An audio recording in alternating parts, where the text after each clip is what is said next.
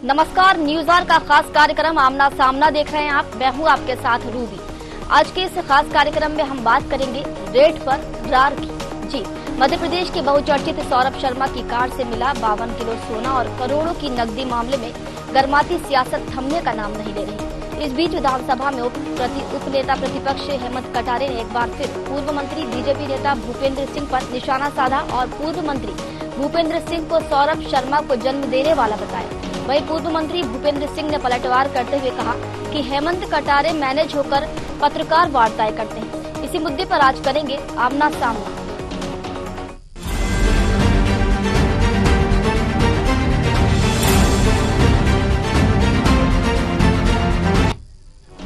दरअसल सौरभ शर्मा की फरारी पर हेमंत कटारे का कहना है कि मध्य प्रदेश पुलिस का सिस्टम फेलियर है। मध्य प्रदेश पुलिस को इस पर विचार करना चाहिए। आज तक सौरभ शर्मा का सुराग तक पुलिस को नहीं लगा। गिरफ्तारी तो दूर की बात है, लोकेशन तक पता नहीं चल पा रही। कहीं भूपेंद्र सिंह जैसे बड़े नेता की पोल न खुल जाए, इसलिए सौरभ शर्मा को गिरफ्तार नहीं किया जा रहा। हेमंत ने कहा कि सौरभ को गिरफ्तार कर उसका नार्को टेस्ट कराया जाए। वहीं हेमंत कटारे ने तंज कसते हुए कहा कि सौरभ शर्मा का टैलेंट देखते हुए भूपेंद्र सिंह ने उसकी नियुक्ति करवाई थी। सौरभ शर्मा भूपेंद्र सिंह के परिवहन मंत्री रहते ही फला फूला है। मालथौन नाके पर सौरभ शर्मा लंबे समय तक पदस्थ रहा। मालथौन नाका भूपेंद्र सिंह की गृह विधानसभा है। नियुक्ति को लेकर भूपेंद्र सिंह के कागज दिखाने की भी उन्होंने बात कही थी। आज वो सभी सबूत देते हैं।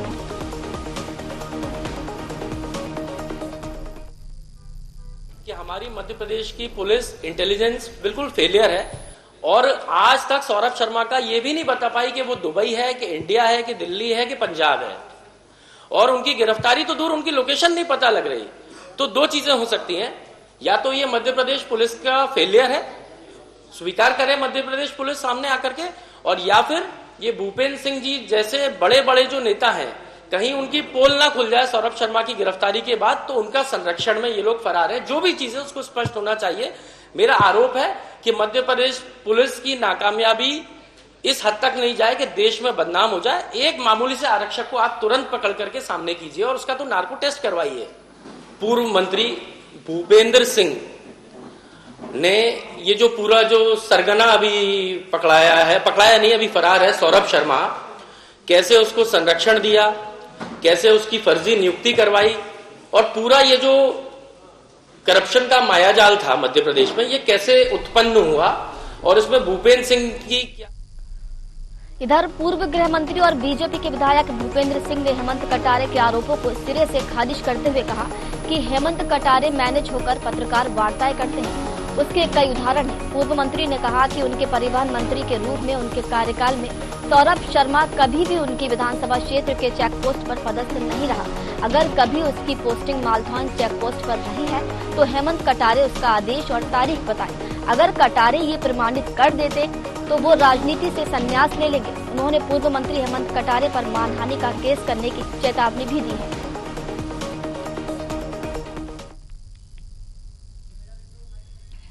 हेमंत कटारे मैनेज होके पत्रकार वार्ता करते हैं या मैनेज होके आरोप लगाते हैं, ये कोई एक मामला नहीं है। ये लगभग इनका हर दिन का काम है। इस संबंध में हेमंत कटारे जी ने कहा है कि सौरभ शर्मा की नियुक्ति मेरे द्वारा हुई थी या मैंने अनुशंसा की थी, ये पूरी तरह से असत्य है। मैं पहले भी इस बात को कह चुका हूँ कि वो एक भी ऐसी नोटशीट दिखा दें कि जिसमें मैंने सौरभ शर्मा की नियुक्ति की अनुशंसा की हो। और उन्होंने कहा कि सौरभ शर्मा की नियुक्ति मालथौन चेक पोस्ट पर मेरे समय में हुई थी। मेरे समय में सौरभ शर्मा की न केवल मालथौन चेक पोस्ट, किसी भी चेक पोस्ट पर नियुक्ति नहीं हुई। मेरे समय में ऐसा परिवहन मंत्री था जिसने पूरे प्रदेश में चेक पोस्ट बंद कर दिए थे, तो उनको तो मेरी प्रशंसा करना चाहिए कि मैंने तो चेक पोस्ट बंद किए थे। तो वो तो उल्टा प्रशंसा करने की जगह आरोप लगा रहे हैं। तो देखिए, आज हम बात कर रहे हैं रेड पर रार की। देखिए, ये सवाल इसलिए भी जरूरी हो जाता है क्योंकि जब से ये खुलासा हुआ है सौरभ शर्मा के यहाँ जो कार्रवाई हुई है और 52 किलो सोना जो एक गाड़ी से मिला है, तब से लेकर आज तक सियासत जो है वो लगातार गरमाई हुई है। कभी कांग्रेस बीजेपी पर आरोप लगाती है तो कभी बीजेपी भी कांग्रेस पर पलटवार करती है, लेकिन खुलासा अब तक नहीं हो पाया कि 52 किलो सोने का असली हकदार, असली मालिक आखिर है कौन। इसी मुद्दे पर आज हम चर्चा करेंगे, चर्चा को आगे बढ़ाएंगे। हमारे साथ बीजेपी प्रवक्ता डॉक्टर प्रेम व्यास जुड़ चुके हैं और वरिष्ठ पत्रकार आदित्य नारायण उपाध्याय जी जुड़ चुके हैं। आप दोनों का ही स्वागत है न्यूज आवर में। तो चर्चा की शुरुआत सबसे पहले मैं डॉक्टर प्रेम व्यास जी आपसे करना चाहूंगी। उपनेता प्रतिपक्ष हेमंत कटारे आरोप लगा रहे हैं कि सौरभ शर्मा की गिरफ्तारी इसलिए नहीं हो रही है कि भूपेंद्र सिंह जैसे बड़े नेताओं का जो पोल है वो खुल जाएगी नेताओं की। जी क्या कहेंगे? देखिए रूही जी, सबसे पहले तो उपनेता प्रतिपक्ष जैसे संवैधानिक पद पर होने के बाद इतनी सस्ती बात मुझे लगता है कि शोभा नहीं देती। जिस तरह से आज एजेंसियां कार्य कर रही है और एजेंसियां सतत पूरी पारदर्शी प्रक्रियाओं के तहत उसको प्रस्तुत भी कर रही है। लगभग 3 एजेंसियां हैं जो लोकायुक्त के अंतर्गत एसपी है, ईडी है, आईटी है, वे अपने अपने स्तर पे जांच भी कर रहे हैं। दूसरा, लुकआउट सर्क्यूलर जारी हो चुका है पूरे देश में। अगर कहीं भी उनसे जुड़ी कोई भी जानकारी आती है तो निश्चित रूप से तुरंत कार्रवाई होती है। दूसरा, कई सारे शहरों में छापामार कार्रवाई सतत चल रही है और जमानत जो अग्रिम लगाई गई थी उसके खिलाफ भी सरकार कोर्ट में गई थी और जमानत उसको अग्रिम जमानत नहीं लेने दी। और अगर एक और चीज मैं बताऊंगा आपको तो 110 से अधिक संपत्ति और दस्तावेज जब्त करें जिनकी जांच चल रही है। तो पूरी पारदर्शी प्रक्रियाओं से जांच चल रही है। दूसरा, 2017 में अगर ये मान लिया जाए कि उनकी पदस्थापना हुई थी तो उसके बाद 1 साल के भीतर कमलनाथ जी शासन में आ गए थे। लगभग 1.5 वर्ष का शासन जो है कमलनाथ जी का रहा था। तो ये मान लिया जाए कि जो प्रारंभिक अवस्था में भ्रष्टाचार पाया गया तो लिप्तता थी वो आदरणीय कमलनाथ जी के शासनकाल में हुई थी, क्योंकि पदस्थापना होते ही तो कोई भ्रष्टाचार कर नहीं सकता। उसके बाद में एक सरकार का बदलना और भ्रष्टाचार करके इतनी अपूर्ण संपत्ति तो जमावड़ा जिन लोगों ने निश्चित रूप से उनको भय होगा। इसलिए वे इंतजार नहीं कर पा रहे हैं कि जांच एजेंसियां पूरी क्रियाओं का पालन करते हुए, पूरी निरीक्षण प्रक्रियाओं का पालन करते हुए जांच को प्रदत्त कर दे। उसके बाद अगर कहीं पर कोई दोषपूर्ण कार्रवाई लगती है तो निश्चित रूप से उसको आरटी के माध्यम से कोर्ट में चैलेंज किया जा सकता है। लेकिन यहाँ पर सर्वे होने के बाद में, और इनके तो खुद के नेता थे ना जो 6 महीने तक लापता थे। सेना पटेल जी के पुत्र पुष्पराज पटेल व्यभिचार के मामले में लगभग 2 महीने तक लापता हुए, उसके बाद उनको पुलिस ढूंढ कर लाई। मुरली मोरवाल जी के पुत्र करण मोरवाल 6 माह तक लापता रहे। उस समय तो कांग्रेस ने प्रेस कॉन्फ्रेंस करके नहीं कहा कि एजेंसियां कार्य नहीं करें। निश्चित तौर पर एजेंसियां प्रणाली और जिन्होंने आरोप लगाया उनके खुद के ऊपर आरोप लगे थे और जिसका वो स्पष्टीकरण मीडिया के माध्यम से नहीं मात्र सोशल साइट्स के माध्यम से देते रहे थे। तो मुझे लगता है कि ऐसे आरोपों से बचना चाहिए। पारदर्शी प्रक्रियाओं के तहत कार्रवाई हो रही है। 50 संभ्रांत ऐसे लोगों को चिन्हित किया है, या तो ये पीड़ा इसीलिए कि उन लोगों से जो है सतत चल रही है। 110 से अधिक दस्तावेजों पर जांच की प्रक्रियाएं चल रही है। ठीक है व्यास जी, जवाब ले लेते हैं इससे। हमारे साथ कांग्रेस प्रवक्ता जितेंद्र मिश्रा भी जुड़ चुके हैं। जितेंद्र जी बहुत बहुत स्वागत है आपका। जितेंद्र जी, ये आरोप लग रहे हैं कांग्रेस पर, भूपेंद्र सिंह बीजेपी विधायक आरोप लगा रहे हैं कि हेमंत कटारे जो प्रेस वार्ताएं करते हैं वो मैनेज होकर करते हैं। इसके उदाहरण भी उन्होंने कहा कि हैं कई। नहीं तो अब एक प्रेस करना चाहिए और बताना चाहिए कौन कहा मैनेज हुआ। देखिए, अगर इस भारतीय जनता पार्टी की सरकार के खिलाफ कोई आरोप आएगा, तथ्यों के साथ आएगा, तो कहते हैं मैनेज होकर के किया गया। तो आप मैनेज क्यों नहीं? चलिए ठीक है जितेंद्र जी, आपके पास लौटेंगे। हमारे साथ वरिष्ठ पत्रकार आदित्य नारायण उपाध्याय जी भी जुड़े हैं। उपाध्याय जी, हेमंत कटारे ने जो सौरभ शर्मा की गिरफ्तारी अभी तक नहीं हुई है उसको लेकर मध्य प्रदेश की पुलिस की जो कार्यशैली है उस पर सवाल खड़े किए हैं और बताया है कि मध्य प्रदेश पुलिस का सिस्टम फेलियर है। क्या वाकई पुलिस का सिस्टम फेलियर है? तो ये बात तो कुछ ठीक लगती है मुझे कि ये जो है जब इसके यहाँ जो है जब छापा पड़ा उसके कुछ महीनों पहले जो है ये जो है जो एजेंसियों के राडार पर था। तो यदि एजेंसियों के राडार पर था तो फिर वो कहाँ भाग गया, एकदम से ऐसे कैसे गायब हो गया। जो खबर जो है पूरे देश में सुर्खियां बन रही है, उससे संबंधित यदि आरोपी इस तरीके से गायब हो जाता है और महीनों पहले से राडार पर रहता है और महीनों बाद तक गायब रहता है, तो ये एक पर्टिकुलर ये जो चीज है, ये बात तो निश्चित तौर पर जो है वो एजेंसियों के लिए जो है और पुलिस के लिए जो है वो निश्चित तौर पर विचारणीय है। लेकिन ये जरूर है कि उसकी जांच जो है, जो जांच प्रक्रिया है, उस जांच प्रक्रिया में एकदम से आरोप उस प्रक्रिया पर नहीं लगाए जा सकते। जांच हो रही है, नित्य नए छापे पड़ रहे हैं, नित्य नई प्रॉपर्टी जो है वो जब्त हो रही है और एजेंसियां काम कर रही हैं अपना। लेकिन मेरा कहना इसमें यह है कि ये केवल एक नया व्यक्ति नहीं है, ये व्यक्ति तो केवल जो है वो धराया गया है। लेकिन इसके अलावा पिछले कई वर्षों में इतने नवधनाढ्य पैदा हो गए हैं प्रदेश में कि चाहे वो खनिज से जुड़े हुए हो, चाहे राजस्व से जुड़े हुए हो, चाहे स्वास्थ्य या खाद्य विभाग से जुड़े हुए हो। दरअसल शैली ये होना चाहिए कि जो नवधनाढ्य पैदा हुए हैं उनको इनकम टैक्स के माध्यम से और जो जमीनों के जो प्रमाण मिल रहा है कि रजिस्ट्रियां मिल रही हैं, बेनामी रजिस्ट्रियां हुई हैं, जो इस तरीके की रजिस्ट्रियां हुई हैं, उन रजिस्ट्रियों की जांच होना चाहिए और उस जांच में जो नवधनाढ्य पैदा हुए हैं उनकी जांच होना चाहिए। उनके पास पैसा आया तो आखिर आया कैसे? तो इस सब चीज के लिए सरकार को एक अलग से निश्चित तौर पर इसका एक टास्क लेना चाहिए कि जो नवधनाढ्य पैदा हुए हैं, ये एक नहीं है, ये तो एक उदाहरण है। ऐसे अनेक ऐसे निकलेंगे, चाहे वो किसी की भी सरकार रही हो, किसी भी दल की सरकार हो सकती है, लेकिन किसी भी सरकार को कुल मिला के देश को और प्रदेश को और प्रदेश की प्रॉपर्टी को खोखला करने वाले लोग हैं, जनता के टैक्स पे जो है डाका डालने वाले लोग हैं, इन लोगों पे सख्त से सख्त कार्रवाई होना चाहिए। जी बिल्कुल, आपके पास लौटेंगे। जितेंद्र मिश्रा जी, आपकी बात अधूरी रह गई थी, अपनी बात रखिए आप। नहीं, मेरा ये कहना है जी कि आज 52 किलो सोना निकला कि नहीं निकला, आपने देखा। करोड़ों रुपए नगद निकले कि नहीं निकले, 2.5 क्विंटल चांदी पकड़ी गई कि नहीं पकड़ी गई, ये एक जगह के हाल है। भारतीय जनता पार्टी के पूर्व मंत्री और पूर्व विधायक के घर क्या हुआ, कितना सोना मिला और कितने नगद रुपए मिले, यह इनकी ईमानदारी की कहानी है। अरे इससे बड़ी भ्रष्ट सरकार हिंदुस्तान में कहीं नहीं आई जो मध्य प्रदेश में आई है। और अगर कोई इसके ऊपर आरोप लगा दो, दस्तावेज प्रस्तुत करो, तो कहते हैं मानहानि की कार्रवाई कर देंगे।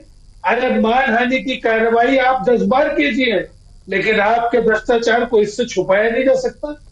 जिस तरीके से खुलेआम भ्रष्टाचार मध्य प्रदेश में हो रहा है, इसकी जांच करवाने को तैयार नहीं। वो डायरी कहां है जिसमें इन नामों का जिक्र है? वो डायरी को कब प्रस्तुत किया जाएगा ये भी तो बताइए। सौरभ शर्मा कहां है, अभी तक क्यों जानकारी नहीं दी गई उसकी? पुलिस प्रशासन और सरकार उसकी जानकारी तक नहीं ले पाई अभी तक, पकड़ना तो दूर की बात है।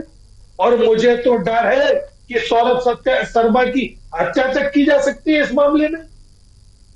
इसको लेकर के पुलिस को, इसको लेकर के सरकार को स्पष्ट करना चाहिए कि वो कहां है और कब तक लाया जाएगा। इसको जानने का अधिकार प्रदेश की जनता को है कि नहीं है? ठीक। अगर मान लीजिए इतना करोड़ों रुपया और करोड़ों रुपए का गोल्ड एक कांस्टेबल से पकड़ में आता है, तो आप अंदाजा लगा लीजिए कि सरकार के अंदर की क्या हालत है।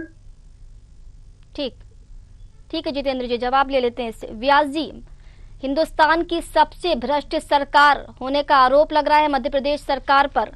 कांग्रेस आरोप लगा रही है और सवाल कर रही है कि आखिर वो डायरी है कहां? जवाब दीजिए।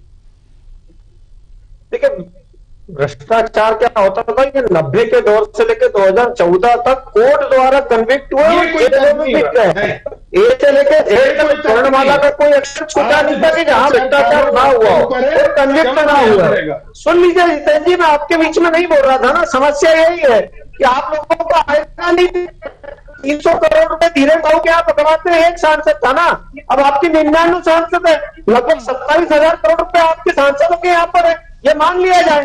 अब इसीलिए हमने कहा है कि प्रदत्त होकर सरकार के एजेंसियां चाहिए।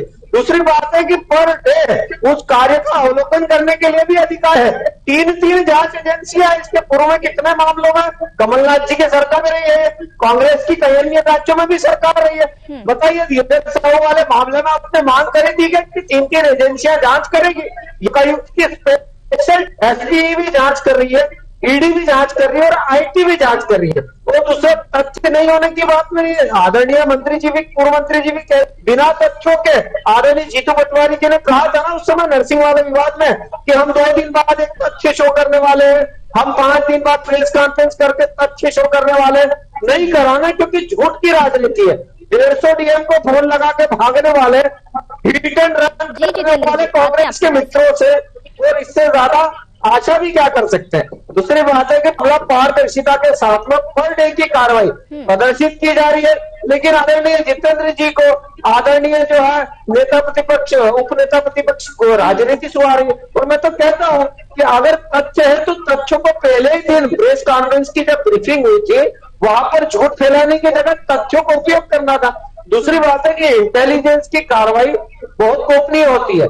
जब पूरी कार्रवाई जब समाप्त होती है, उसके बाद इंटेलिजेंस शो करता है कि उसको इनपुट कहां से मिले थे, व्यक्ति कहां पर था, और इसके पूर्व अगर उसने जमानत लेने के प्रयास करे तब भी सरकार ने उसका विरोध करा है। ये प्रदर्शित करता है कि सरकार 0 टॉलरेंस की नीति के साथ कार्य कर रही है। अगर सरकार उसके जमानत का पक्षधर होती या विरोध होती तो निश्चित रूप से कहीं भी संलिप्तता की सुगबुगाहट प्रदर्शित होती। यहाँ 110 से अधिक संपत्तियों के दस्तावेजों को जब्त किया है। उसके अनुसार लगभग 3 से 4 शहरों में रेड से डालिए, वहां से अन्य दस्तावेजों की प्राप्ति हुई है। उनके परिवार के पूरे मोबाइल फोन्स वगैरह जो सर्विलेंस पे लगे। मुझे लगता है कि लुकआउट सर्कुलर जारी होने के बाद में कहीं कोई ऐसी नहीं बचता कहीं स्थान कि जहां पर वो सुरक्षित रह पाए। निश्चित रूप से जांच एजेंसियां काम कर रही है, और जैसे ही वो पकड़ में आएंगे, दूध का दूध और पानी का पानी हो जाएगा। ठीक है, ठीक है। मिश्रा जी, आप कुछ कहना चाह रहे थे? जितेंद्र मिश्रा जी, सुन पा रहे हैं आप? चलिए, उपाध्याय जी हमारे साथ मौजूद है। उपाध्याय जी, सौरभ शर्मा के घर से जांच एजेंसियों को परिवहन चौकियों के हिसाब का ब्यौरा मिला है। जो डायरिया मिली है वो राज उगल रही है कि चेकपोस्ट से वसूली होती थी। बिल्कुल, ये तो स्पष्ट है और सर्वविदित है। हालांकि ये आज से नहीं है, ये शुरू से रहा है, और इसकी नींव जो है वो कई सालों पुरानी है। सरकारें बदलती रही हैं, लेकिन धंधा जो है अनवरत जारी रहा है। और सही बात तो ये है कि इस धंधे की जड़ पर प्रहार होना चाहिए। व्यक्ति बदलते रहते हैं, लेकिन धंधा अनवरत जारी रहता है। और ये जो है, ये सबको पता है कि नीचे से ऊपर तक जो है इसकी जो है जो पैसे का वितरण नीचे से ऊपर तक होता है, चाहे सरकार किसी की भी रही हो। ये सब जानते हैं इसको। एक बात की और मैं ध्यान दिलाना चाहता हूं कि ये जो सौरभ शर्मा है, इसकी कलेक्टर भी सिफारिश लिखते हैं, और 2 मंत्री की सिफारिश जो है के पत्र जो है सामने आ चुके हैं।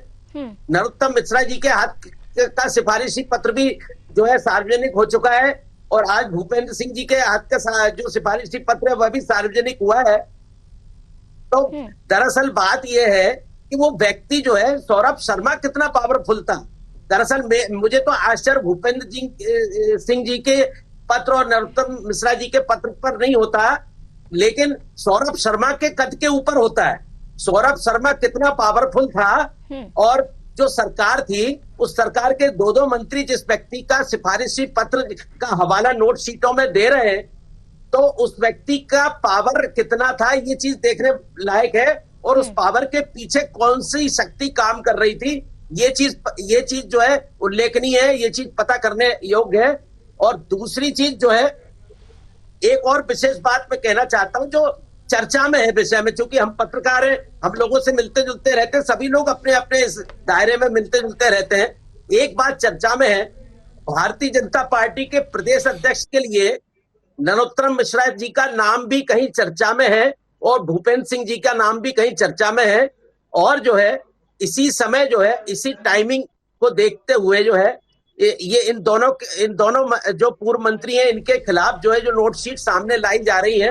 कुछ लोगों का ये भी कहना है कि इसके पीछे कहीं किसी पार्टी के अंदर खाने जो है पार्टी के अंदर की राजनीति तो नहीं है इसके पीछे, ऐसा भी चर्चा है। ये मेरा कहना नहीं है, ये लोगों का ये चर्चा में है। जी उपाध्याय जी, लेकिन सवाल यहाँ पर ये भी उठ रहे हैं कि सौरभ शर्मा और उनकी पत्नी, उसकी जो पत्नी है, वो भारत वापस आएंगे, ये बातें हवा हवाई है या कुछ सच्चाई है? क्या वो सरेंडर करेगा? देखिए, आना तो पड़ेगा निश्चित तौर पर, क्योंकि निश्चित तौर पर जो है जिस तरीके का उनका अपराध बनता है वो उस पर ज्यादा दिन तक छुपे नहीं रह सकते। लेकिन उसकी टाइमिंग की बात है। दरअसल मामले को शांत हो जाने का इंतजार किया जा रहा है। ऐसा लगता है कि इस मामला शांत हो जाए और इसके बाद कोई और मामला चर्चा में आ जाए तो फिर ये मामला थोड़ा ठंडा हो जाएगा, आराम से जमानत मिल जाएगी। तो इस तरीके की बातें होती हैं और ऐसा ही सामान्य तौर पर इस तरीके के पैंतरेबाजी जो है कोर्ट कचहरी के मामलों में जो है वो होते चले आए हैं। हमने देखा कि निरंतर कितने बड़े बड़े प्रकरण हुए और हर कई ऐसे प्रकरण हैं जिनकी चर्चा तो बहुत होती है, लेकिन बाद में जो है सजा जो है बहुत नीचे वाले एक दो लोगों को मिलती है, बड़े बड़े लोग बच जाते। ठीक है उपाध्याय जी। मिश्रा जी, पूर्व मंत्री भूपेंद्र सिंह का कहना है कि मालथौन चेक पोस्ट पर सौरभ की पोस्टिंग रही, अगर कटारे ये प्रमाणित कर देते हैं तो वो राजनीति से संन्यास ले लेंगे। देखिए, इस तरह की बातें करने का समय नहीं है। अभी मैं भारतीय जनता पार्टी के प्रवक्ता को सुन रहा था जी, वो दिग्विजय सिंह का भ्रष्टाचार गिना रहे थे। हो सकता है नेहरू जी का भ्रष्टाचार गिनाने लगे। दिग्विजय सिंह के बाद सरकार में भारतीय जनता पार्टी आई कि नहीं आई? आप उनको सजा दे देते। जब हमने व्यापम का मामला उठाया, आपने देखा व्यापम कितना बड़ा घोटाला था। व्यापम से बड़ा घोटाला इस प्रदेश में कोई नहीं हुआ। अब जाकर के ये जो घोटाला है इसमें अनेक बड़े लोग इन्वॉल्व है। हम हर बार प्रेस कॉन्फ्रेंस करके एक एक नाम का खुलासा करते जा रहे जी। ये मात्र 54 किलो सोना और 2.5 कुंटल चांदी और करोड़ों रुपए का नहीं है, ये 2000 करोड़ रुपए का घोटाला है। और सौरभ शर्मा एक छोटी मछली है। जब जब बड़े लोगों के नाम का खुलासा होता है, मारने की धमकी दे दी जाती है। अरे हम अंग्रेजों से नहीं डरे, आप लोगों से डरेंगे क्या? चोरों से डरेंगे क्या? भ्रष्टाचारियों से डरेंगे क्या? क्योंकि एक नहीं, व्यापम से लेकर डंपर, मध्याह्न भोजन, दवा घोटाला, खनिज घोटाला, किसमें आपकी सरकार सही काम कर रही, मुझे ये तो बताइए। अगर कांग्रेस की बात करते हैं तो उसके बाद से 20 सालों से सरकार में हो, सजा करा देनी थी जो घोटाला किया था हमने। तो व्यास जी जवाब दीजिए, मध्य प्रदेश सरकार पर आरोप लग रहे हैं भ्रष्टाचार के और चोर होने के आरोप लगाए जा रहे हैं। इतने चोर कौन है तो पूरा देश देख रहा है। पूरा एक भी बता दे आदरणीय जिसमें कार्रवाई ना हुई हो। व्यापक घोटाले की बात करते हैं, व्यापक घोटाले के जो उसमें आदरणीय दिग्विजय सिंह साहब का भी नाम आया था। दिग्विजय साधन का नाम ही नहीं लिखा। मैंने कमलनाथ जी के साधन की बात करी कि 2017 में पदस्थापना होने के बाद आदरणीय कमलनाथ जी। ऐसे में आप लोग की बातें समझ नहीं आएंगी, एक एक कर बात रखिए। जी मैं बोल रहा हूँ कि व्यापक घोटाले में आदरणीय शिवराज सिंह जी। जितेंद्र जी बात पूरी हो जाने दीजिए। जितेंद्र जी बात पूरी हो जाने दीजिए व्यास जी की। जी व्यास जी।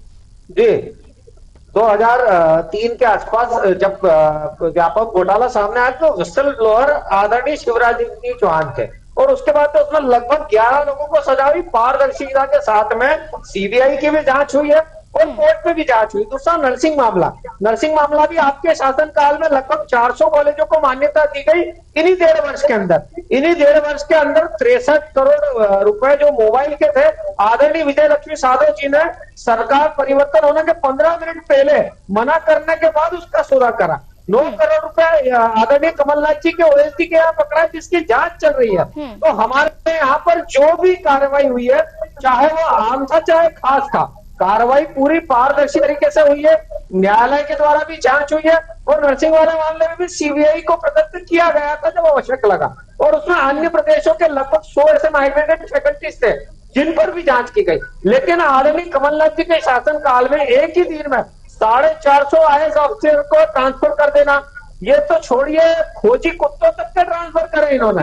तो ये इस चीज को प्रदर्शित करता है कि भ्रष्टाचार में संलिप्त सरकार और 1.5 वर्षों का कार्यकाल और उसके पूर्व में जो जांचें चल रही थी वो निश्चित रूप से धरातल पर है। आज आरटी के माध्यम से कोई भी जो जांच प्रक्रियाएं हुई है, जितने दिनों में जांच प्रक्रियाओं का पालन हुआ है उसको प्रदर्शित कर सकता है। और अगर आरोप लगाना है तो तथ्यों के साथ लगाइए ना। आप कह रहे हैं कि गोरे अंग्रेज चले गए, काले अंग्रेज यहाँ पर बैठकर भ्रष्टाचार कर रहे हैं, उसी के खिलाफ तो सरकार कार्रवाई कर रही है। ठीक है, ठीक है। जितेंद्र मिश्रा जी कुछ कहना चाह रहे थे?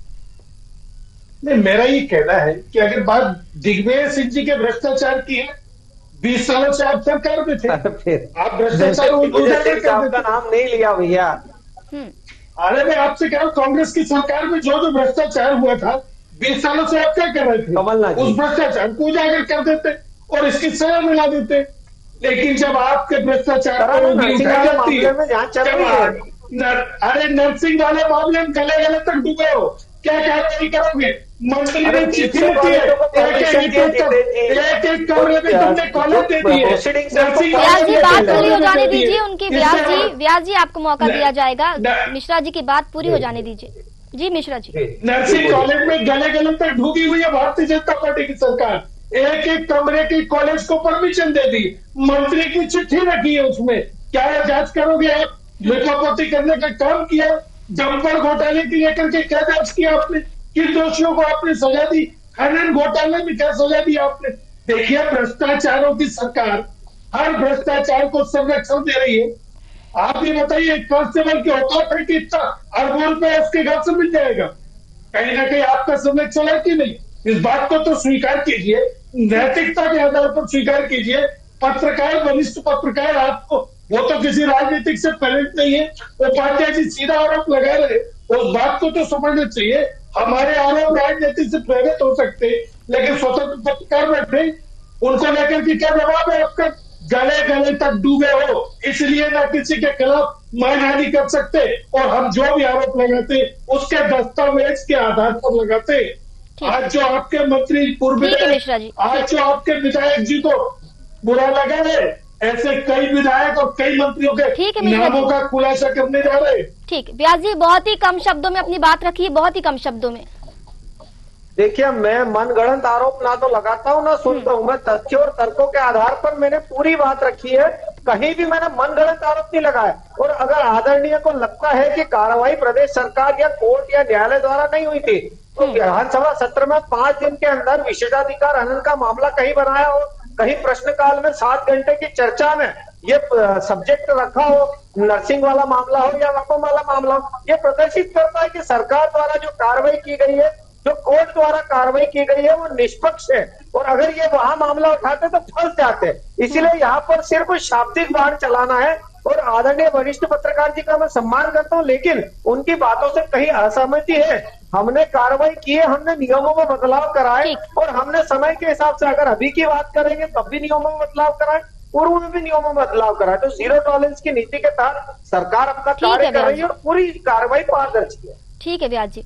उपाध्याय जी, सौरभ शर्मा की गिरफ्तारी हो नहीं पा रही या की नहीं जा रही, हालांकि पहले आप बोल चुके हैं कि जो जांच हो रही है उस पर सवाल उठाना ठीक नहीं, लेकिन देखिए सवाल इसलिए उठता है कि एआई का जमाना है, हाईटेक का जमाना है, जहां पर एक फोन चोरी हो जाता है तो कुछ दिनों बाद ही, महीने भर ही बाद ही फोन मिल जाता है, लेकिन एक शख्स की तलाश नहीं हो पा रही है। उसको ढूंढना तो बहुत दूर की बात है, उसकी लोकेशन तक नहीं पकड़ पा रहे हैं। तो ये हो नहीं रहा या कर नहीं रहे? देखिए, कानून के हाथ बहुत लंबे होते हैं जी। वो कानून आज नहीं तो कल पकड़ में आएगा ही। और उसकी जो जिस तरीके से कार्रवाई हो रही है, सारे सबूत इकट्ठे किए जा रहे हैं, तो वो निश्चित तौर पर उसकी गिरफ्तारी नहीं होने से निश्चित तौर पर ऐसा लोग कहेंगे, इसमें कोई शक नहीं है। लेकिन एक बात और मैं कहना चाहता हूँ, जो नोट शीट जो है जिनको उजागर किया जा रहा है, वो नोट शीट जो है शासन के दस्तावेजों का हिस्सा है। तो इस पे दरअसल शासन को जवाब देना चाहिए कि उनके शासन के दस्तावेजों का हिस्सा है कि नहीं। भाई बात यह है कि भूपेंद्र सिंह जी के द्वारा लिखी हुई नोटशीट की बात हो रही है, कभी नरोत्तम मिश्रा जी के द्वारा लिखी हुई नोटशीट की बात हो रही है, कहीं तत्कालीन कलेक्टर की नोटशीट की बात हो रही है। तो ये तो सरकार आसानी से कह सकती है कि ये शासन के दस्तावेजों का हिस्सा है या नहीं। इसके लिए बहुत ज्यादा बहस या बाहर से प्रमाण की आवश्यकता नहीं है। और प्रतिपक्ष होने की वजह से यदि कोई इसको उजागर करता है या पब्लिक का कोई भी व्यक्ति उजागर करता है तो निश्चित तौर पर ये सरकार की कार्रवाई का सपोर्ट करता है। जी ठीक है, चर्चा को यही विराम देंगे। आप तीनों ही मेहमानों का बहुत बहुत शुक्रिया, आप जुड़े और अपना कीमती समय आपने दिया। तो देखिए, जब से सौरभ शर्मा के घर रेड डली है तब से लेकर अभी तक नेताओं का वार पलटवार लगातार देखने को मिल रहा है। कभी बीजेपी कांग्रेस पर आरोप लगाती है तो कभी कांग्रेस बीजेपी पर हमलावर रहती है, लेकिन सौरभ शर्मा अभी तक फरार है।